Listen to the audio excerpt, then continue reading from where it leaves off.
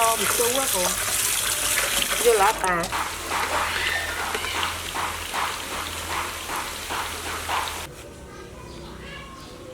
này hai đại số pi phía ấy bây phía hay đại là hàng gì ta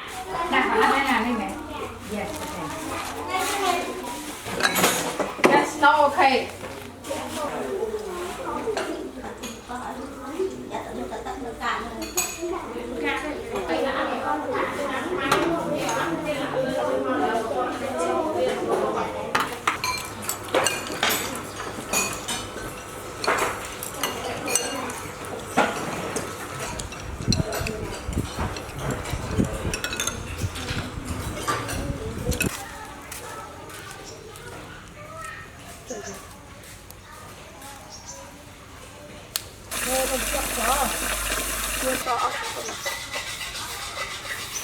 sai dài lang từ vô em ạ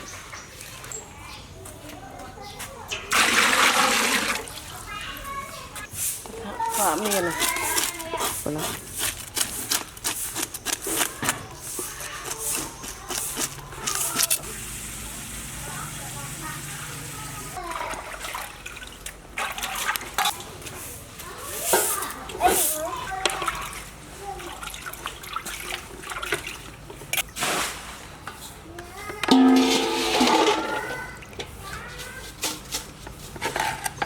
đây cho người nhau tình anh bán không ra vào đây quá quá đây là bà chị đây là bà quá đấy quay nó đó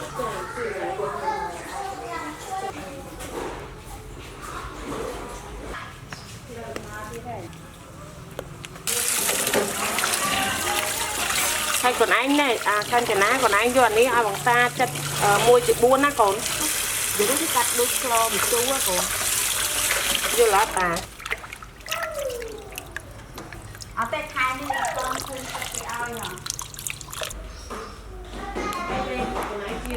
nhở bầm liêng vậy còn vô cái trái tốt nha mạ môi mạ liêng đạp này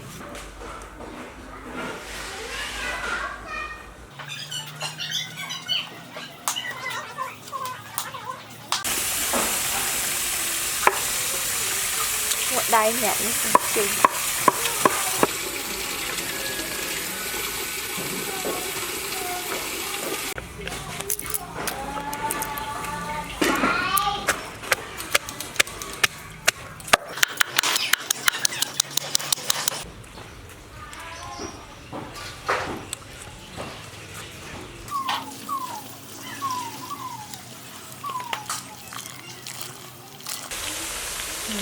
thật ngon này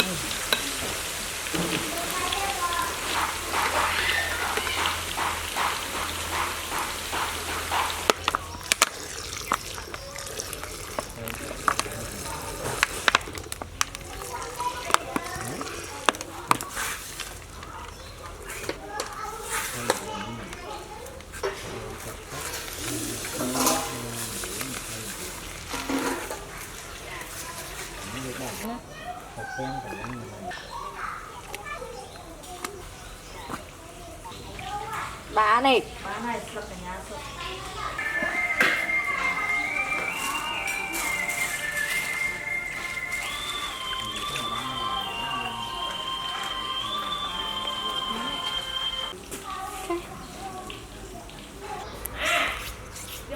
nó nắng họ ai vậy bạn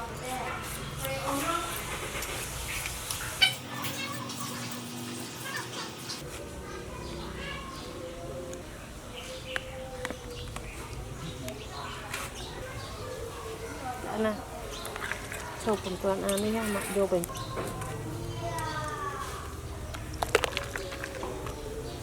ok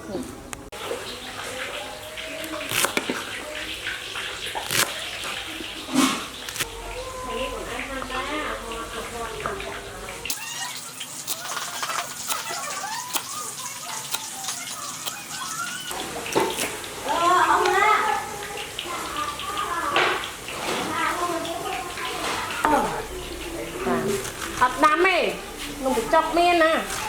Chọc miên nó mất rồi. lấy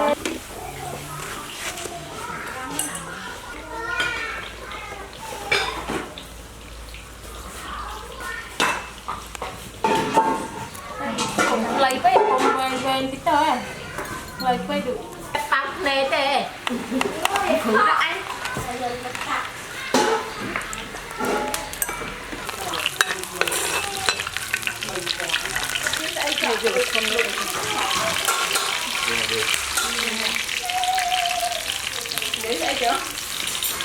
vẫn là mai tiền không?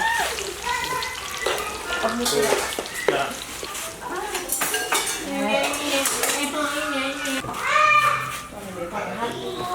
cho để mình hết là nó lý ăn ngắn mỗi tháng ăn mới là có tu tu chừng năng à này hai đại số pi chỉ ấy bây thì ấy hay đại chưa được không vậy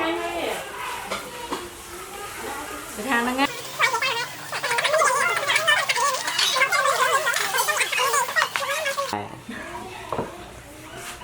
vẫn nó có bông chì pi cái bông phố mày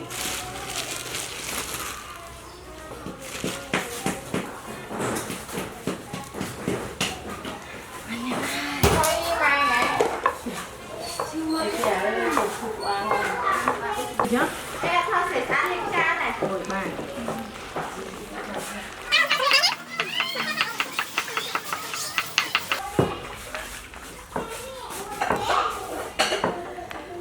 chả có vị năm trăm chả có vị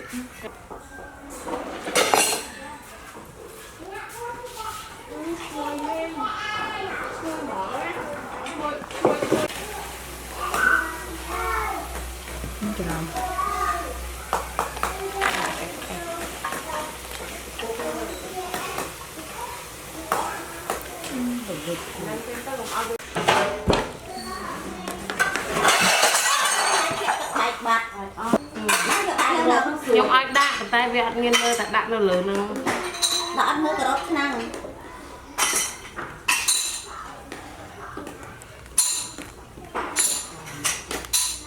đã lên đến đây ta mới đã ở trường có con là chất đi này rồi mưa rồi cái xe này của hai người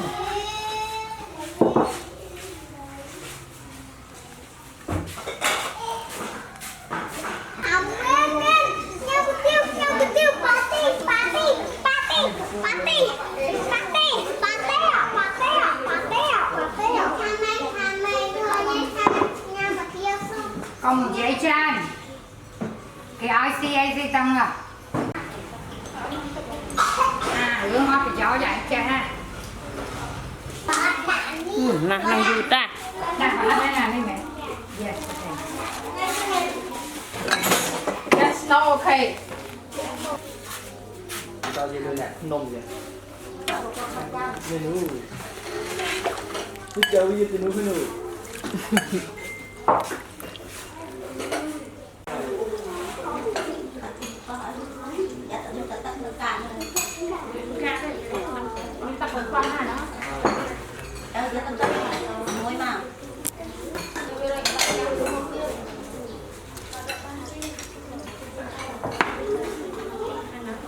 khoai này cho đi ra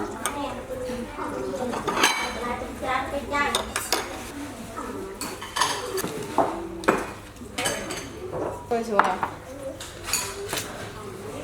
Uyên thì thiếu dễ rồi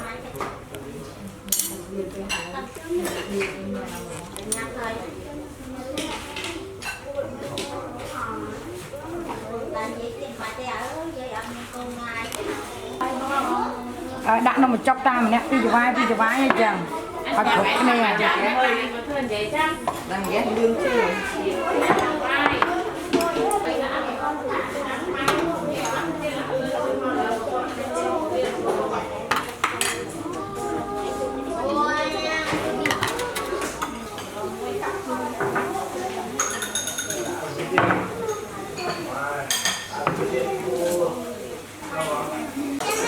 Kiến này, là cái bao cắt môi đây còn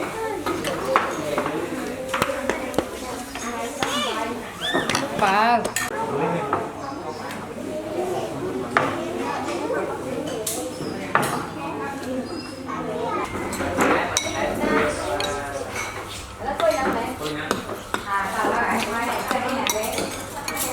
Vậy ta như là sao?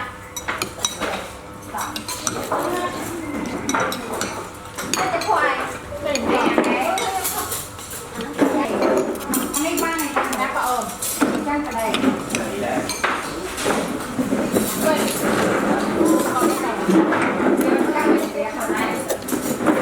Cho ăn ăn. Hai người con không biết là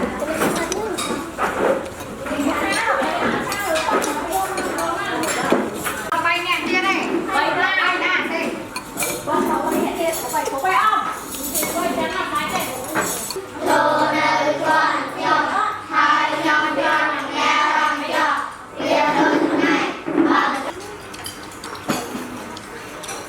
Nhắc chân.